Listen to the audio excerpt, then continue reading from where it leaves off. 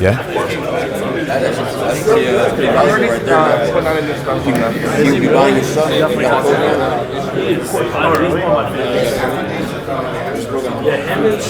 All right, so Philadelphia. Yeah. Oh, don't applaud yet. I'm gonna lean into you guys right now. I was just telling the guys at the back, this is the first time I've ever played a video, like an intro video, and everybody just talked the whole way through. That's actually horrible. No, it is. No, seriously, it's pretty bad. It's pretty bad, right? Like, think about it this way, like. I mean, I've seen the video. I don't give a fuck if you've seen the video. Maybe I don't give a fuck if you have, because maybe the guy. Think about the guy. See, this is perfect. That's what I want to talk about. Okay, I'm talking to you guys about social awareness. Okay, and then I'll get into like my usual like welcome to RSD free tour and and all that shit. I'll get into that in a minute, but this needs to be addressed right now. So I'm saying I've never played that video and had everybody like people talk all the way through, and you're like, I don't give a fuck. I've seen it. I've seen this shit. Well, the guy beside you might not have seen it. And he might be interested, right? I was actually telling the guys in the back, I'm like, yo, maybe I could just like play infield, like brand new infield, and they wouldn't even notice, and they just talk all the way through the infield. I was like, like, you know what I mean? Because here's the thing, right? You might have seen the video, but there's a dude beside you who might not have seen any video. There's one guy in the hallway stopping like, yo, my first time coming to an event. I'm so excited to be here. I've never been here before. Thanks for having me, bro. I'm like, yeah, cool. Like 2 guys stopped me on the way to the bathroom. Some guys asked me in the back about some business stuff, and I was like, you know, so there's some guys here that have not seen any videos, and they're like just pumped up to be here. They're like, oh my gosh, I'm not picking up girls alone anymore. I have like friends, like I'm not like isolated in my like doing it by myself, you know what I'm saying? So the guy beside you, this dude might like be really just pumped up to see anything. Like, dude, if this was me in your seats, and I was here 5, 6 years ago, maybe even I think 7 actually years ago, there was no hot seat. There was no infield. There was no YouTube videos. It was me reading a letter. And I would try to understand like the letter, like the little sales letter, pickup techniques. I'd read it, and that would make me super pumped. And I'd try to go out and do game. And you guys have the fortunate opportunity of being here amongst like-minded individuals, guys who also want to learn. And you don't have to like imagine this shit in your brain like I did. You get to actually see it, like real life, like face to face. You get to be here, which is incredible. Just so fortunate, because I didn't have that back in the day, right? So the guy that comes here and he's like, the guy that comes here wants to watch like the intro video. Like, what is the intro video? It's like me pimping it with some girls. It's like me traveling and all the other RSD guys having fun, right? But like, that's like, let me tell you, it sounds very simple, but that video took 100 hours of work for me to do. Like 100 hours, like 100, like no bullshit. Like we have hard drives, these big ass yellow hard drives, these orange hard drives, let's see hard drives, 2 terabytes. I traveled with like 6 or 7 of them, and we just scour, and I taped every boot camp program I've done for a year. We had to go through each one of those, look at where I went, look at the city, go through the videos. It was like something like ridiculous, like 1,000 hours of footage, something ridiculous to go through to make that video. And I don't exaggerate it, because I mean, I didn't remember what I filmed a year ago, right? So this video was like crazy for me. So every time I watch that, it's like, it brings a little man tear to my eye. And you guys are just like talking all the way through it. I'm like, what the fuck, you know? Because like to me, it's it's my pride and joy. It's like I put so much effort into it, which is kind of like the first lesson of social awareness for you guys, okay? The first lesson of social awareness is just because you care about something so much doesn't mean that anybody else does. And it's gotta be this guy at the phone, right? Oddly enough. Yeah, if you don't mind putting your phones on vibrate, that would be awesome. You guys take a moment and do that. Because somebody else might care about what I'm saying. Okay? So, I promise I'll make this speech happy and lighthearted in a moment, but I just need to address some things for you guys, for your benefits, right? So, just because I put a lot of work in the video doesn't mean that you should give a fuck at all, by the way. You should not give a fuck. Like there's so much media out there. Like YouTube has like hundreds of videos released an hour. RSD has like a video a day. There's a video on Max's channel about me today and a video on Julian's channel about me today. I bet you guys are here, you didn't watch those, right? So you don't really have to care about the video, but you do gotta care about like what the other person's going to. That's subjective experience, okay? So it's like, even if you've seen, yeah. Yo, I'm not good at this. We're gonna talk about your game issues in a second. Because I sense some things. I sense a disturbance in the force. So even though you might not care about the video, there may be a guy beside you who's like, oh shit, I'm finally here. I finally made it. Let me watch this thing. Because I was checking out. There was some guys sporadically that were trying to listen, and then there's like, fuck it. They just gave up listening, right?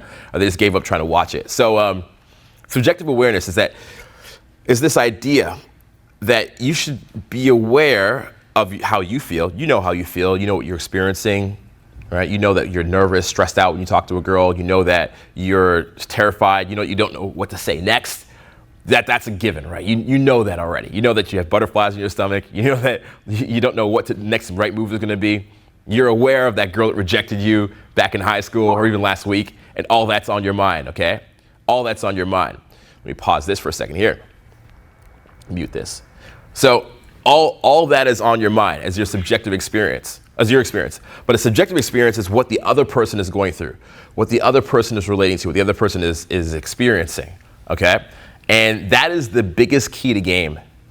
If you have trouble getting any results and you're copying verbatim what we do in the videos or what you've seen in like Boss, The Natural, Shift, whatever, if you're copying verbatim everything you see and you still can't make it work, what's happening is you're not aware of what's happening around you, the subjective experience. Kind of like, I'll explain something to you. Do you know the reason why a puppy is attractive to women? Like you're a guy, you have a puppy, you have a little baby dog, a little dog, you have like an Instagram video with you and this dog, and girls like, oh, cute, oh, it's amazing. Do you guys know why girls find that attractive? If you had to take a guess, take a guess. When you have a dog, it shows that you're able to take care of another living thing. You're able to care about something else besides yourself. You're able to shift your attention off of all your bullshit and drama that you're going through and recognize that an animal or creature might have bullshit and drama that needs to go through, right? So it's, for example, you're home, you're like, I don't want to go out, I just want to watch, I know it's fucking good on TV. I want to watch House of Cards or Game of Thrones on Netflix. I don't want to go out. And the dog needs to piss. If you don't pay attention to the dog pisses on your floor is a fucking mess. You didn't have subjective experience, the dog wanted to go out, right? Even right now, I'm doing this speech. Even though I'm talking to each one of you guys, I'm still aware of the camera, right? I'm like, oh, camera's not on, let me go check the camera. I'm aware of the guys coming in still, making sure they can understand as I'm explaining things. I'm aware of myself and what my needs are, but I'm also aware of what your needs are. Because, to be honest, you guys don't give a fuck what my needs are. My needs are, I flew in 3 hours ago and I could be sleeping.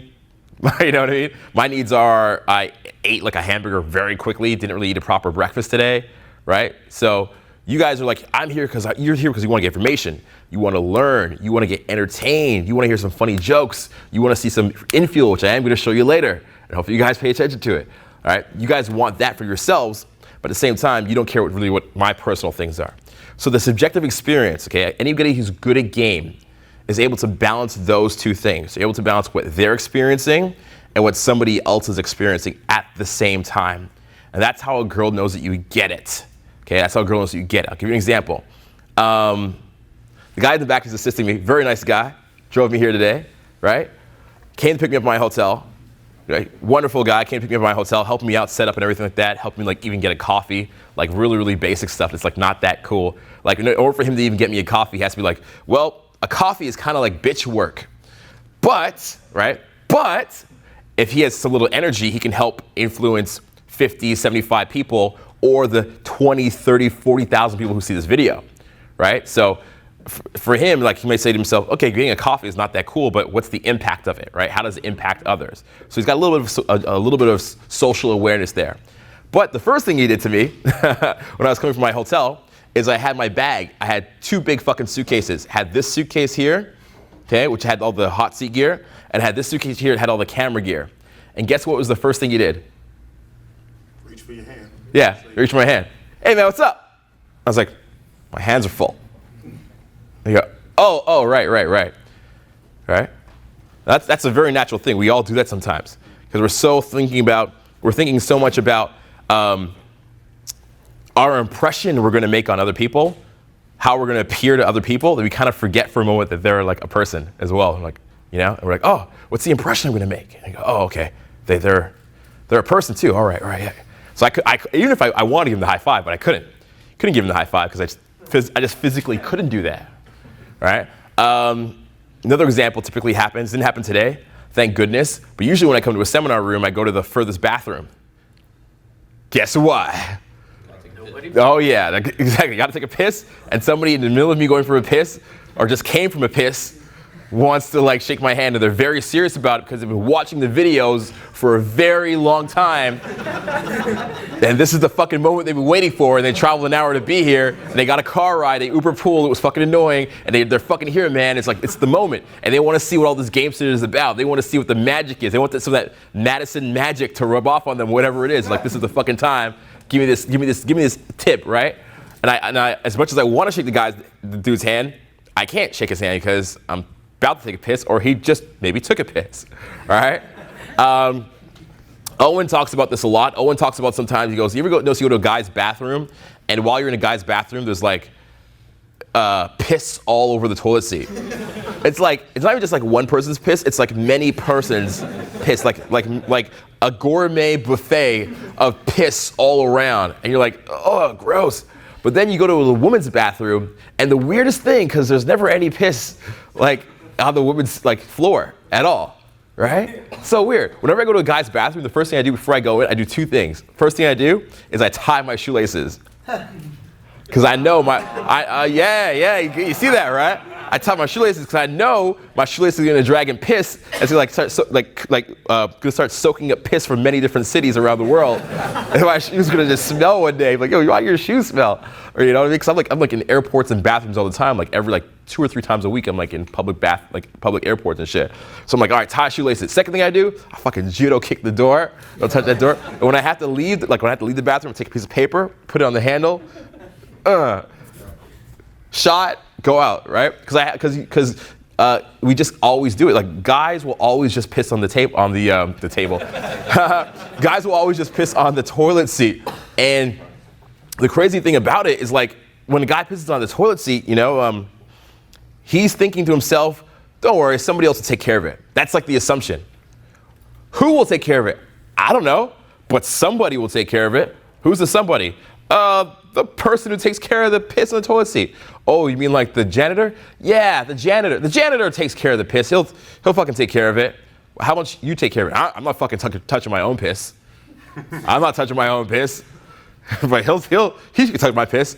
Oh, you mean the janitor? You mean the guy who's like somebody's uncle who didn't have legal papers and had to like take a job cleaning piss in order to feed his family? That guy. You want to make that guy's life worse?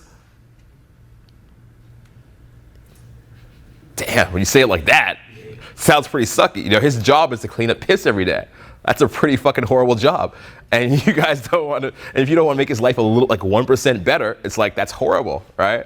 I was laughing when I said that because I was also thinking of, like, if your girlfriend like sucks your dick and she's like, baby, give me a kiss later. And you're like, I'm not kissing you, just suck my dick. I'm not. What about her subjective experience? I'm just fucking around. But yeah, I mean, that's another one too, right? It's like, baby, I love you, but mwah. like that, right? But that's her subjective experience as well. And it goes on and on and on and on, right? Like, it goes on, there's so many. I mean, like, you know, not to talk about myself again too much, but there's another one where, like, at the end of this speech, you'll probably see me at the end of the room, the back of the room, right? And I would have talked for 3 hours straight. Free tour is like from 7 to 10, 3 hours of talking. And then somebody would go, all right, Madison, during the speech you said this, I wonder if you can tell the story again. I'm like, what the fuck? You want this again? Like, he wants to hear a personal rendition, a personal serenading version of the story when he could just watch the video later. Right? That's being selfish. So, why am I telling all you guys this? Why am I shaming you like naughty little boys that deserve to be spanked? Why am I shaming you? You're holding us high. Huh? Yeah, exactly. Hold yourself to a higher standard. It's a higher standard because it's also going to affect you with girls. This is totally going to affect you with women. Completely affect you. When you see that girl and she's walking down the street on her cell phone and you try to, like, grab her arm and her reaction is, what the fuck? And you're like, fucking bitches. Right? What happened is you didn't have enough awareness in that situation to realize she was on her cell phone, and she kind of, like, maybe instead of, like, physically grabbing her so she didn't see you, maybe it would be better to go like this, go.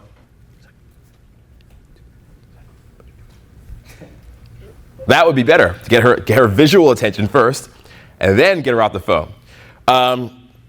Guys do this sometimes in the club when girls are walking by. They do like the arm grab. It's horrible. The idea of like, some guys say, how do I be less needy? How do I be less creepy? The idea of being less creepy and being less needy is just being aware of like the woman's subjective experience. Be aware of what she's going through.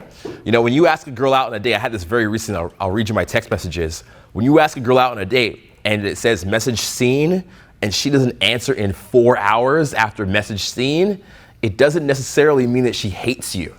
Okay? It doesn't necessarily mean that she doesn't like you. She might very well not be interested, but you don't know that. You don't know that. You got to realize what's happening in that girl's world, right? Everybody that is her friend, as a girl's hitting her up because she's attractive, and girls like to be around other attractive women because it gives them validation. It's like, all my friends are pretty, we're all pretty. How do you know this? You ever see the photo on Instagram of like the 5 girls at the dinner party and they're all doing this with their champagne glasses? What's the purpose of that picture? Nothing. They're not even like hugging each other, be like friendship. Like it's not even a friendship picture. It's like we're all good looking and we're all together, right? So girls like to be around other attractive girls. Also, ex-boyfriends are hitting her up. Okay, they're calling her. They're trying to get back in her life.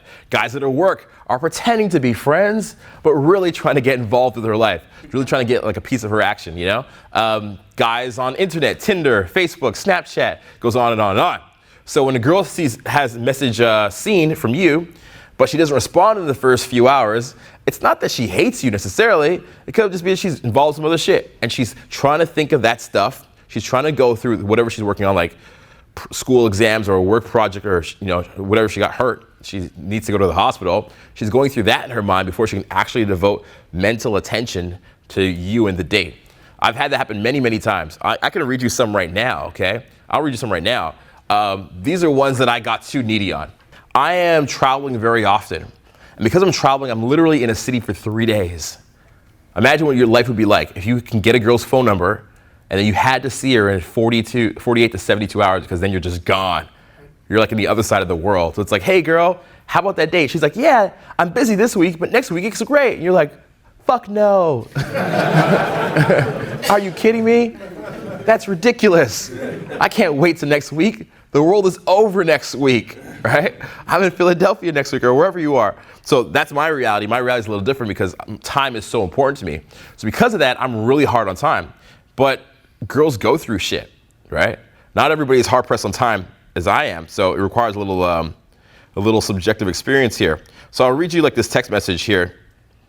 So this is a girl, this is actually a model who said yes to a date. Okay, I'll give you the gist of it because the Wi-Fi's not working here.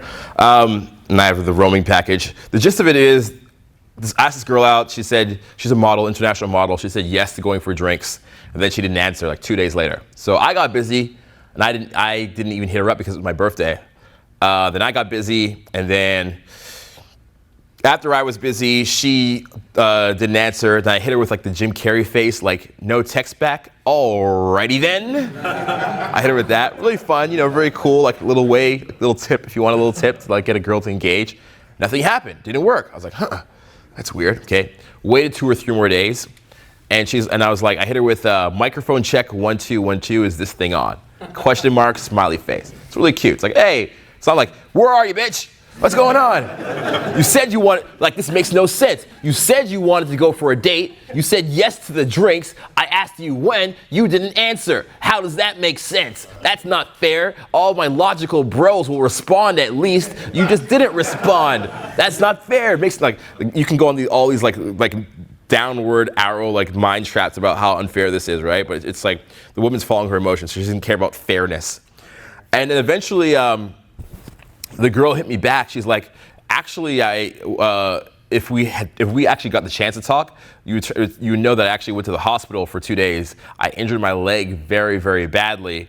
It's not that I didn't want to talk to you, it's just that some shit was going on. But now you think that you deserve my attention, and nobody deserves my attention, male or female. And I was like, jeez.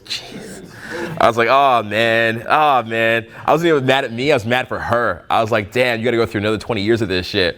You know what I'm saying? Like girls are really arrogant in their 20s. Like attitude is only cool in your 20s. That's what Jeff would say something like that. He's like being angst, like, it's only cool in your 20s.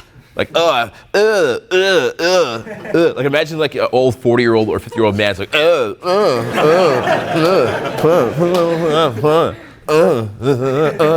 like an older man would not do that, or an older woman would not do that. You can't picture your grandma like, you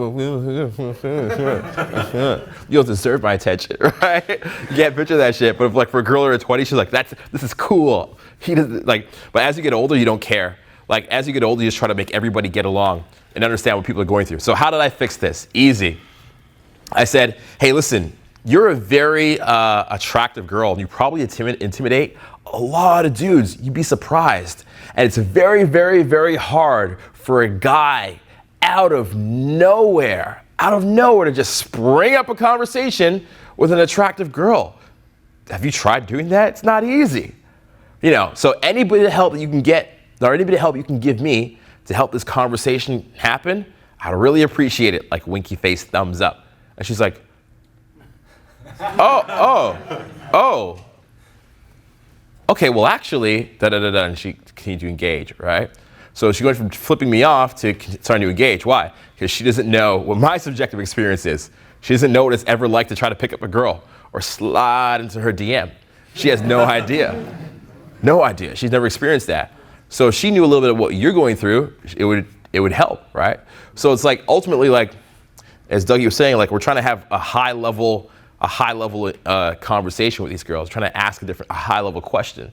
If we speak to them in that way, usually they'll understand us and we understand them better. So she gets back to me after that, and that's what she writes me. She goes, I understand that I am intimidating. It's something that I'm not aiming for. Keep in mind, this girl has nothing but bikini photos and ass shots on her thing, right? But she took the time to write like a very long, intelligent message. She goes, the reality though, my focus isn't really on relationships right now. I'm launching a business and working a day job and constantly building towards bigger things. So when I do have the slightest bit of downtime, I feel like wanting to be able to use it how I see fit. The most common problem I'm experiencing is that my being single is interpreted as she must not be able to keep a man right now. And that's kind of tiring, right? So she's telling me what she's going through. But at least we're having a fucking dialogue now, right? At least she's taking the time to write a page of text, and I'm taking the time to write a page of text, and we're communicating. We're like, we're showing up to the situation. We're showing up, and we're like, oh, actually, like talking to each other. So the problem that you probably have, most likely have, when you're talking to girls, is you're talking to this imaginary like idol. So when you're talking to a girl, you're not actually talking to the girl. Okay, I'll explain what I mean. So imagine if this, right now, the back doors blow open, back doors blow open, and all of a sudden, who walks in? I don't know, who's really hot? J-Lo. J-Lo? Kim Kardashian. She's like 40. I don't know, anybody like a little younger than like J-Lo? What's that? Who? Mila Kunis. You guys know who that is? No? Oh, Mila Kunis. You guys like her? Half the room yes, half the room no. Okay, we're a divided country on many, many issues. Okay, we'll say Mila Kunis. Okay, she walks in and she's like had a pack of cigarettes and she has her raspy voice. She walks in and she comes in and she's like, all of a sudden she's just like, guys, I'm locked out of my hotel room. And she's just like naked in a towel. She has a towel on her, but she's naked. She's like, I'm locked in my hotel room. Is anybody staying here? And one of you motherfuckers has the genius idea to go and rent a room right away, okay? So you're like, yeah, I'm upstairs. I'm upstairs. 2 seconds, no problem. I'm right back. He's like, who are you here with? How are you getting home? What time do you wake up early tomorrow? Starts going logistics. So you get her outside. Smart guy, whoever that is. You get her outside, and then all of a sudden she's like, actually, you know what? Just come to the bathroom with me for a second. And you go to the bathroom with her, and she brings you to a stall. She tries to like take off her towel, and she tries to like be intimate with you. She tries to have an intimate moment with you. Now, who here in that moment thinks that they would perform well Oh, no hands up. Do you guys know what I mean by I say perform well? I mean, would rise to the occasion. Like knowing that, like, okay, knowing that there's 40 guys outside the bathroom door like this, and she's a celebrity. Yeah? You guys should go into porn if you can handle that kind of pressure. Damn, you guys should go into porn. Okay, couple guys. Okay. Okay, these guys are gonna be like double penetrating later on. Okay, so like if the swords cross, it's not gay. It's just swords crossing. It's all good. Me personally, if another guy's dick touched my dick, I would go soft. Personally, but you guys have that kind of like tolerance and social pressure. I envy you, sir. Okay, so back on topic. Get off topic. So most people would have a problem performing with a celebrity because they're not even like being intimate with a girl or being intimate with this idea of who she could be. The imagination of her being a celebrity, of her having social status, of this girl being out of my league. I don't know if you guys have ever went home with a 10, but your first 10 you go home with, you think you're gonna get you're like, oh man, this is the moment I've been waiting for, and you think you're gonna like do really good in bed, and you probably will suck. You'll probably have some sort of like erectile dysfunction the first 10 you bring home. And it happens to everybody, okay?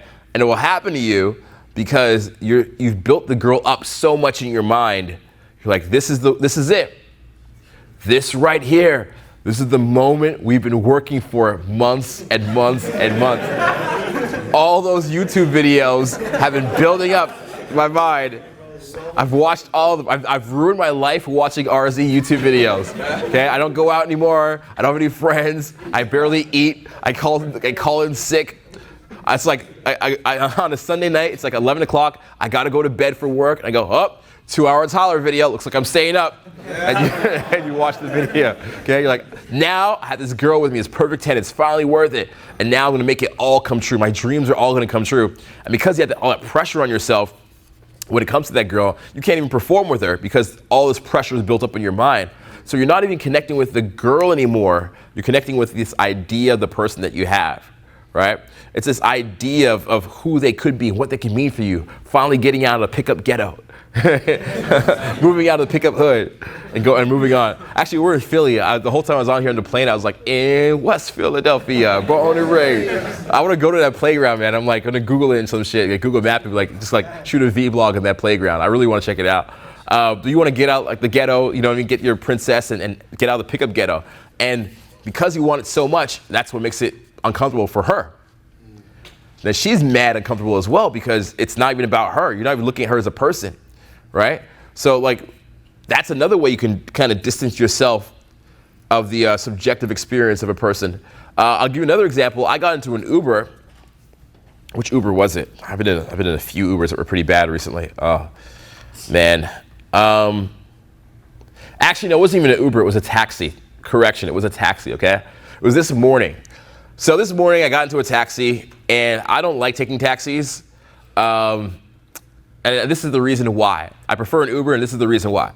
I used to love taxis. Like when a taxi driver was like ambitious and hungry, like really like fucking like make it. I was like, yeah, you come from your fucking third world country and get that fucking work going. You know what I mean? Like it takes a lot of humility to come like from another country and give away like your doctor's degree or whatever you have, your engineering degree, and like drive a taxi. That's like huge humility. So like people that do that, like I don't have respect for them. But here's the issue. On the flip side, here's the issue. I go to this taxi and I gotta go to the airport, right? It's raining, too. It's raining. So I'm like, on the window, hey, you're available? He's like, yeah. I'm like, airport, my luggage? He goes, yeah. Pops the trunk, takes a sweet ass time to pop the trunk, right? I'm like loading these bags in these heavy like equipment bags, boom. And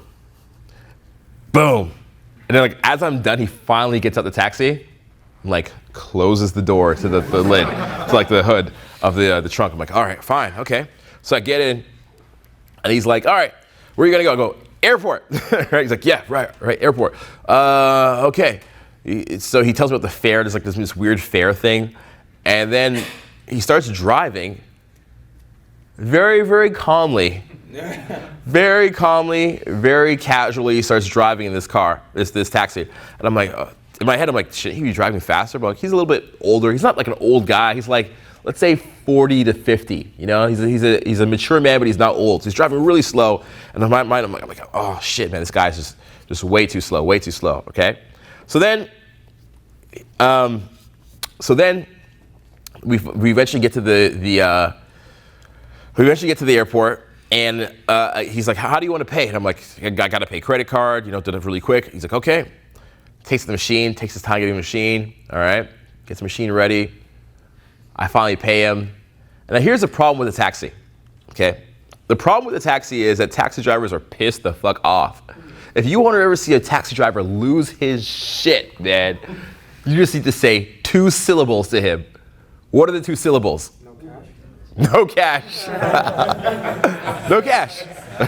There's one thing that would make a taxi driver get more pissed off. Uber. You want to see a taxi guy get really pissed off? You just say the word Uber to him. His eyes will go big like saucers. His face will go red, like smoke will come out of his ears like a Bugs Bunny and Tweety cartoon. It's crazy. Like flames will come out of his mouth, and like he'll just like shit on the floor. It's crazy. Okay? Like right there. It's crazy. Right there, it'll happen. And the reason why taxi drivers are so upset is because because they feel like, in their subjective experience, they feel like Uber just came and just took over shit, right? They're like, it's unfair. I've worked in this job for 15 years. My taxi license was like 100 grand. It's unfair, it's unfair, it's unfair, it's unfair, right? So they're kind of like you when you pick up a girl. It's unfair, it's unfair, it's unfair, it's unfair. But really the world has changed. When I was in this taxi, it blew my mind that this guy did not know how to get to the airport. By the way, I asked him, I'm like, airport. I told him I'm going to the airport. He goes, okay, what's the best way here? Is the 15 highway closed? I was like, what the fuck? What the fuck? This is your job, man. This is your job. This is your livelihood. And you don't know how to get to the airport. What the fuck, man? Like, you don't know, that's like the number one thing. When people put luggage into the back of your car, they always want to go to the airport. And then where does he get off with the arrogance of not even owning a GPS? You cannot ask, most taxi guys don't own GPSs, by the way. Uber, everybody owns them. Just like, I'm dumb, I don't know anything. Uber, like Uber and like Waze and GPS. You know, it's like Apple Maps or Google Maps or whatever. But a taxi guy will not, for the love of God, a taxi man will, I'm generalizing here, but the majority I've seen will not take out the GPS. They're offended if you imply that they don't know where they're going. Like, GPS, I drive taxi for 10 years, okay, then why are you asking me how to get to the airport, right? It's the arrogance of not wanting to change with the times, to not wanting to change, to realize that people want a difference in service. I want a guy that uses the GPS in rush hour, so he knows, don't go down this street, there's construction, go down this street where the line is blue instead of the red line means there's traffic, go somewhere else. I want a guy that knows that. I want a dude that's gonna be like, you know what, I don't know what the fuck I'm doing, so let's just try this out, this Waze app thing, let's do that. I want that, right?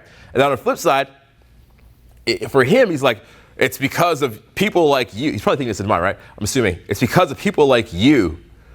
People like it's not even like I'm a person, it's like the general population. It's because of people in the population that I'm unhappy with my taxi job.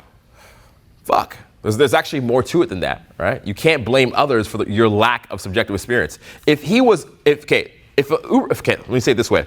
If a taxi guy, let me ask you this. If a taxi guy was very nice, got your luggage out the car, put your luggage back in the car, had an extra bottle of water in the back, and maybe like some breath mints available, would you tip him?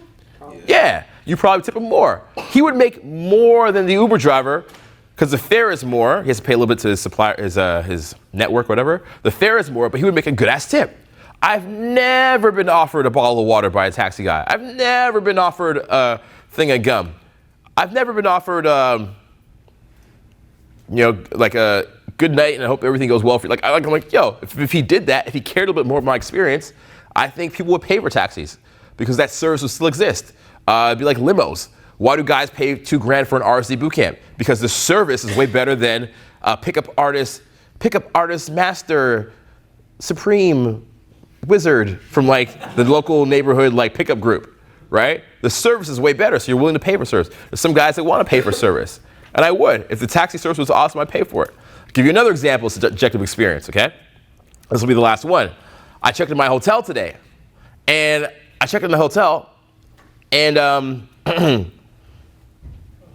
the people in the back, the people are kind of distracted at the hotel. The people at the front desk are distracted. So they're kind of like giving like this half attention situation, right? Then I go upstairs to the hotel restaurant, and there's a huge open restaurant there. I'm trying to grab some food before I come here. And I'm in the restaurant, and I walk in, and there's 3 guys just kind of like chilling behind the counter. One's behind the bar, one's to the side of the bar, and one's like by the computer. And they're just chatting, like, hey. Then I walk in, I'm like, I'm kind of like in a rush. I walk in, I'm like, and they're just like,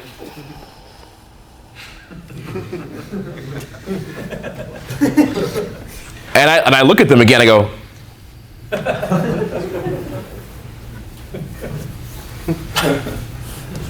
in my head I'm thinking, there's 3 of you, what do you think I'm here for? And they're like,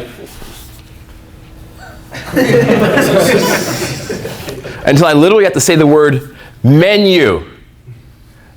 And then they all look at each other like this, like who's gonna go? And then I look, and then one guy goes,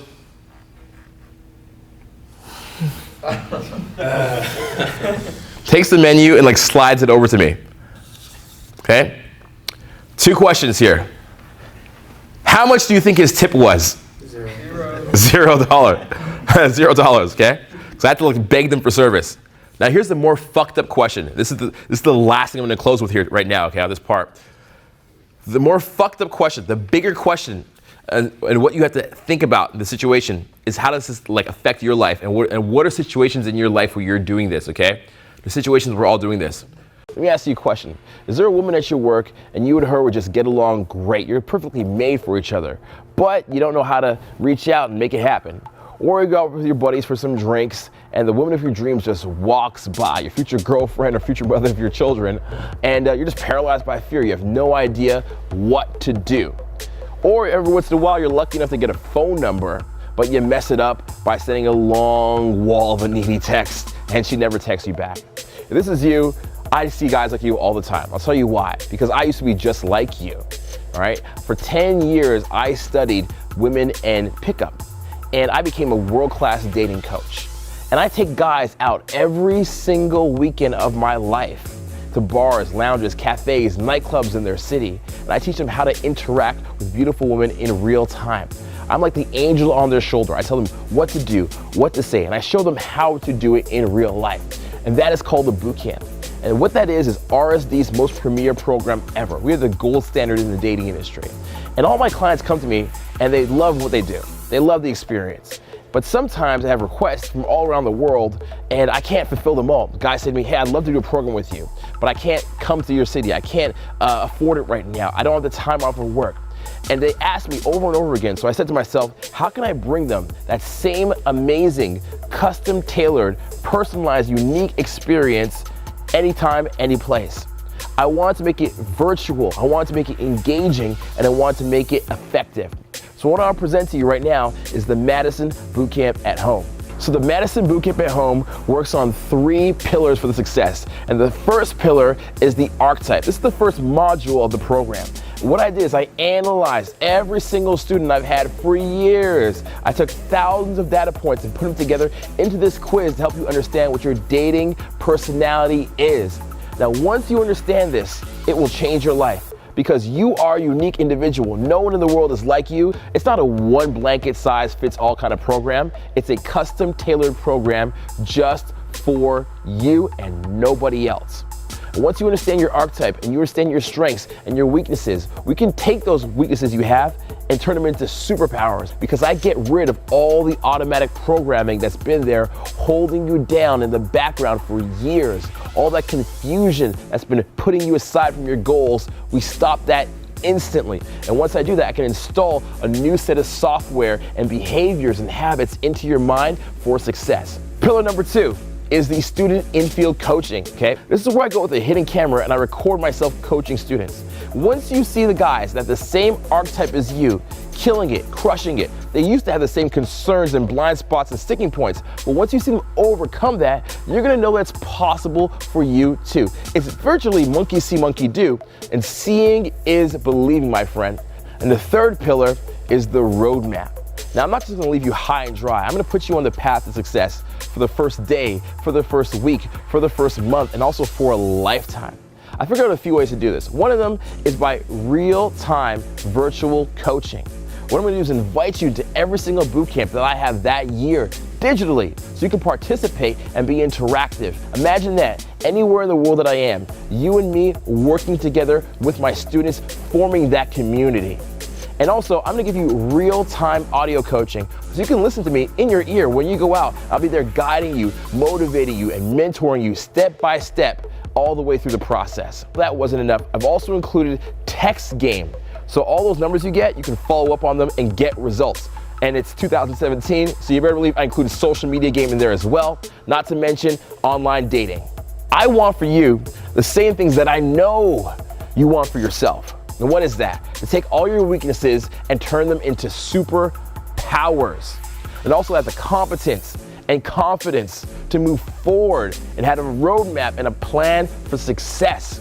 I also know you want to stop being triggered by external things in your environment so you're in control of your life once and for all. And it's time to stop sacrificing. Haven't you sacrificed enough already? You sacrificed time, you sacrificed energy, you sacrificed your heart. No more. The time to stop sacrificing is now. As usual, you are gonna get a 30-day money back guarantee because I'm gonna treat you the same way I want a coach to treat me. And as if this already wasn't a no-brainer, I'm gonna include some amazing bonuses. First and foremost, I'm gonna include my Way and Superior Boss audiobook. This is a 92-page book that I wrote of all my experiences when I first started out so you can learn along with me. I'm also gonna give you the accountability teleconferences and as I mentioned before, those virtual interactive bootcamp debriefs, you're welcome to come along to the ride of those for 1 year. And I'm gonna give you a $300 discount on Boss, which is my instructor level game program that takes character-based pickup and helps you work on your inner game. And last but not least, if you sign up before September the 27th, I'm gonna give you a $100 discount on the Madison Bootcamp at home. You might not realize it right now, but you are part of something that's bigger than you or than me. You are part of a movement, a very special movement that is changing the course of mankind and relationships. This community that you are now part of will build you up when you feel weak. It will dust you off in your time of need and rescue you. I want to be there to make sense of this madness for you, to make sense of it all, because really you deserve that. To be that big brother in your life, to be that mentor in your life, to be that guiding hand that takes you step by step through the darkness. Click the link down below right now.